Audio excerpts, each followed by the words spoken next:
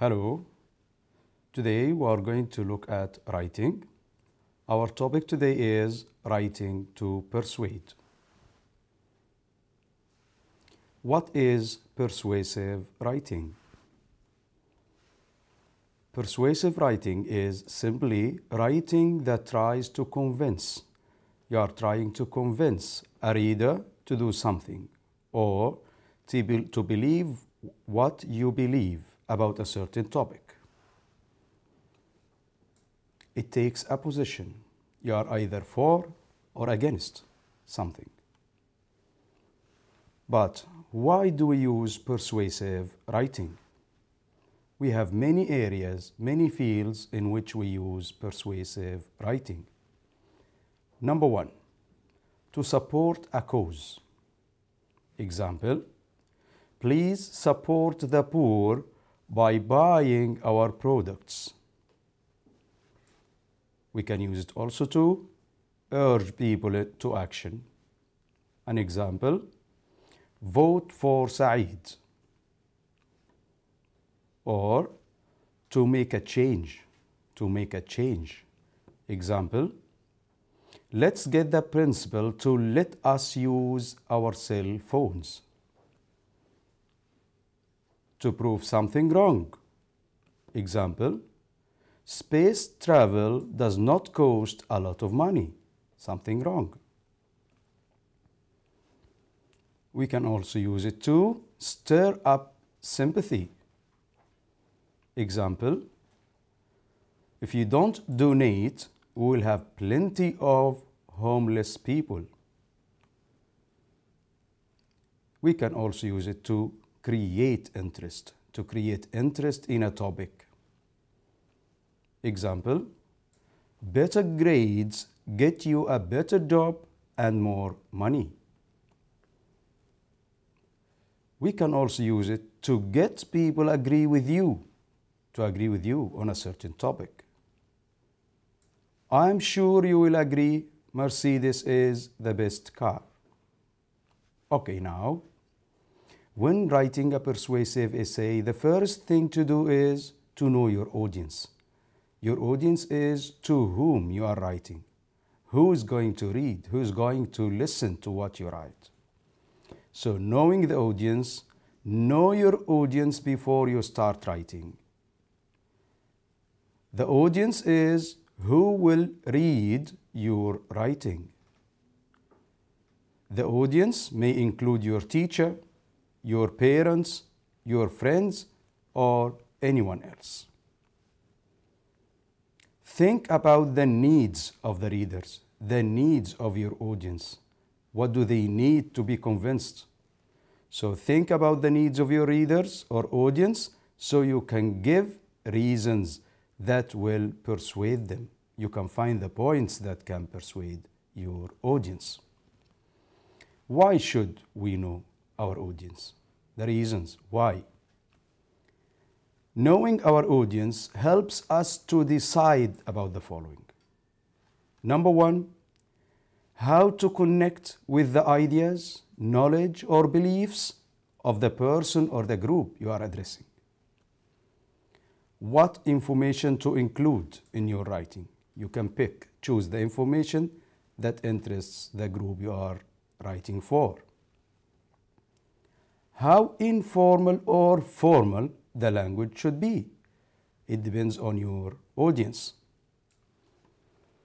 Now, this is an example of addressing your writing to a certain type of audience. In this case, it is the school principal. You write for the school principal like this, formally, dear school principal. Imagine you were a student sitting in the English class when a school official says, okay, get your hat off and deliver it to me. You are still in your desk for a while until you realize, oh, no, you left your hat on inside the school.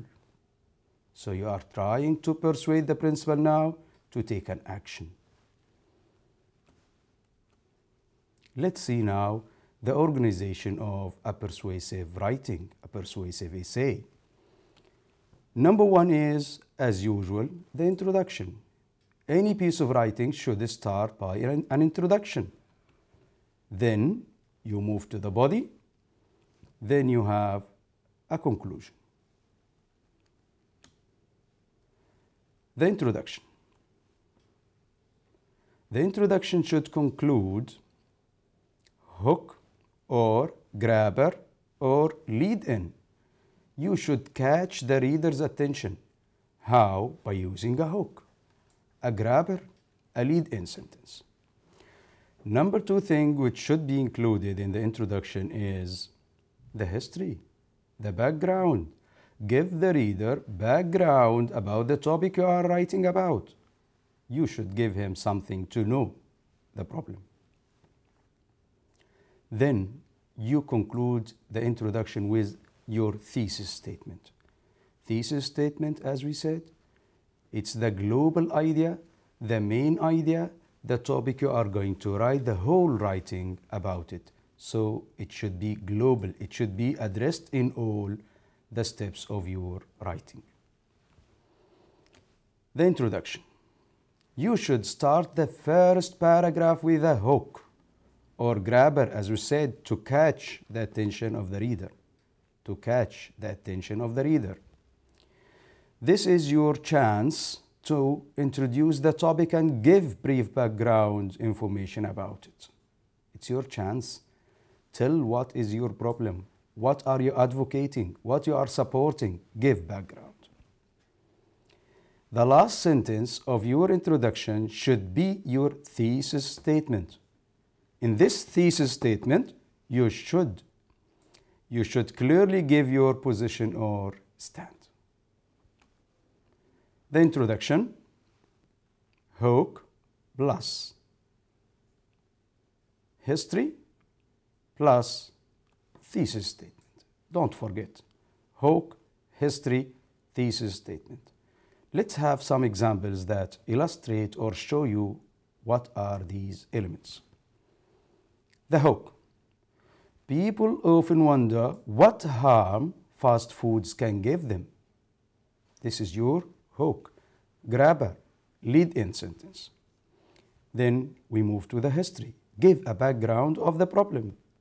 Fast foods are harmful because they are full of hard fats, salt, and herbs. Your thesis statement should look like this, should be of some kind like this one.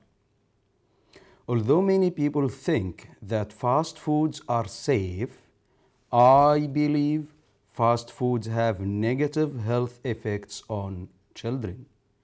And you have to stick, remember, you have to stick to your thesis statement. Remember your opinion.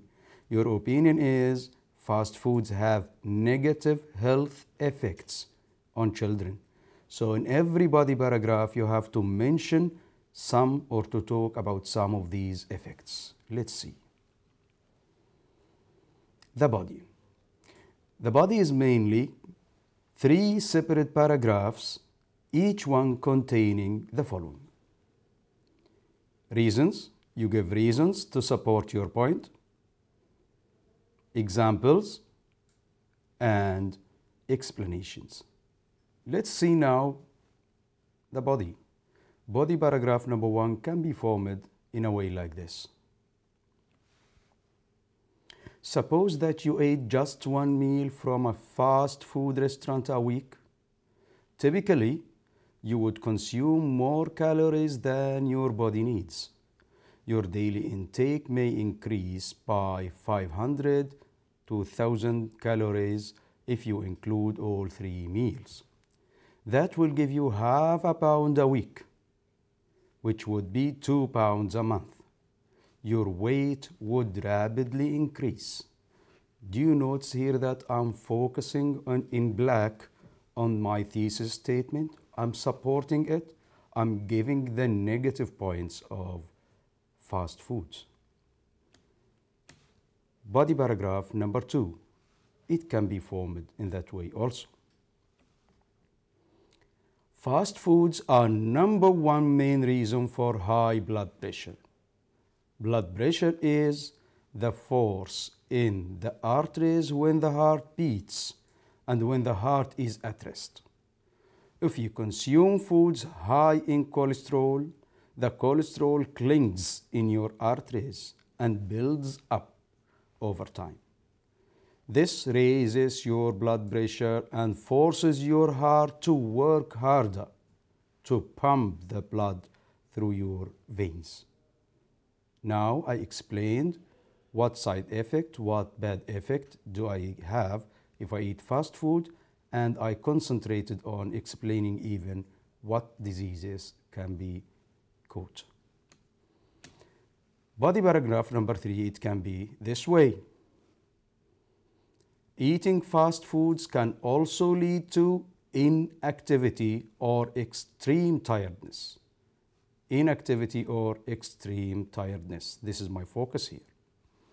When you eat fast foods that are high in fat or low in protein, you tend to have less energy. People who eat fast foods feel tired and end up sitting on the couch doing nothing. Making dinner the next day takes time and energy. So, the easiest solution is to get fast food again. They end up feeling even more inactive, and the dangerous cycle goes on and continues. Let's see how we can conclude this piece of writing. You have to remember, restate your thesis statement. You restate, you re-say it in another way, and then you end up with a comment, maybe, a question, it can be also, or a call to action. Let's see this in practice. So the conclusion can be a comment such as this one. Don't make your body suffer. You are commenting. Or you may ask a question like this one. Do you want to risk your health? Or even you can call to action. You can send a strong call to action through your writing. If I were you, I would consider my options the next time I face a decision about what to eat. It's time for practice now. Number the elements of the persuasive writing correctly. The conclusion, the introduction, the body.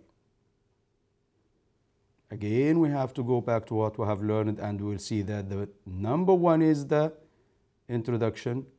Then you start your body paragraphs. Remember, they should be about 3 paragraphs. And then comes your conclusion. Do the following statements belong to the introduction, the body, or the conclusion? Let's see together. It cuts down on cost of school clothes and time spent getting ready in the morning. Here I'm talking about the school uniform. What do you think this is? This sentence can be in the body because it supports an opinion. It gives a reason why we should abide to or stick to wearing school uniforms. Let's see that one. School board policy should be changed in order to implement the dress code. Very clear. This one should be in the introduction. We can start with a sentence like that one. It's time we get back to reading, writing, and learning, not to fashion houses. Quite clear conclusion. You can conclude this way. Can you believe that over 90% of students polled at our school are dissatisfied with school lunch? Again, this goes to the body. Let's have a look at this sentence. Uniform policies are beneficial in schools and should be implemented nationwide in the whole country. What do you think of this one? This sentence can be introduction. Very nice. And you can also conclude with this sentence. The reason is this sentence can be your thesis statement, and this sentence can be restating your thesis statement. So you can start with one like this, or you can even conclude your writing using it. Some people argue that uniforms in schools are beneficial because they cause less distractions. Yes, this goes to one of the three body paragraphs. Students will concentrate more on school and less on their appearance. Body paragraphs. This one sub-idea that can go to the body. Okay, here are some persuasive prompts. You can try them at home. You can follow the procedures we have learned today and try to write each of these ones at home. You can show it to your teacher, you can share with your parents or with your classmates even. Should boxing be banned? Should the driving age be raised to 20? Should hunting be outlawed? Should recycling be compulsory? Should schools require student uniforms, the one we discussed in this class? Should college athletes be paid? Should tobacco products be banned? Should the internet be censored? Should factories be built inside the cities? You can try any of these topics at home. Even this one, should voluntary work be included in students' reports? You can follow an organizer like this. We agree, all educators agree that organizers facilitate and make the task of the writing very easy, and we use them in all English learning skills. Reading, writing, speaking, listening, you have to use organizers. Let's have a look at this one. This one summarizes what we have done. This is your introduction. In the introduction, put your position or statement, thesis statement, and put the background.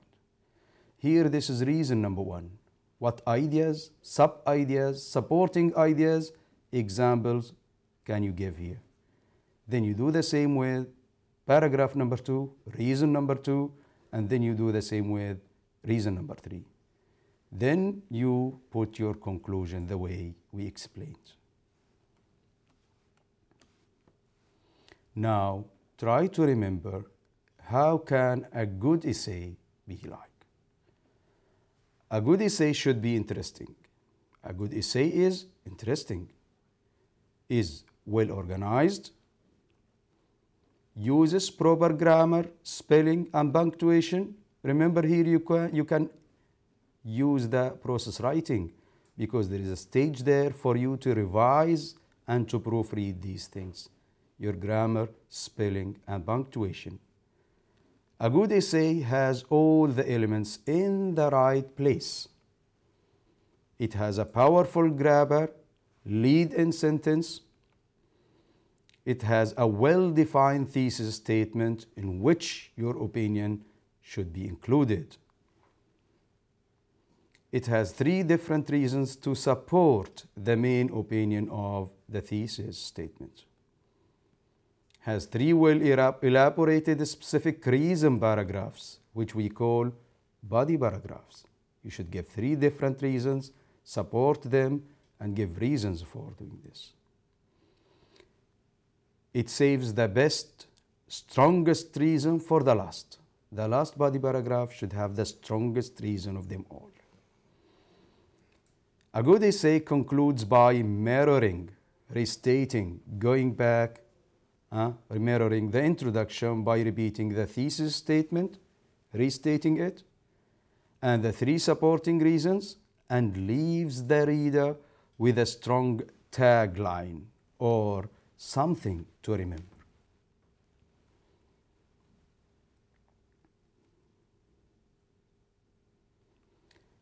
Final note. Let's wrap up, and I have to remind you every time we talk about reading to follow the process writing. Don't forget to use the writing process. It consists of pre-writing, drafting, revising, proofreading, and publishing. Very good. Remember that any piece of writing can be a masterpiece when we follow the writing process accurately. Keep a writing book and revisit your pieces of writing from time to time. Make notes and even rewrite them whenever you feel you have to make improvements, if you feel that you can write it better this time and you can do better than the other time. That's all for today. Thank you very much. Till we meet again. Thank you. Goodbye.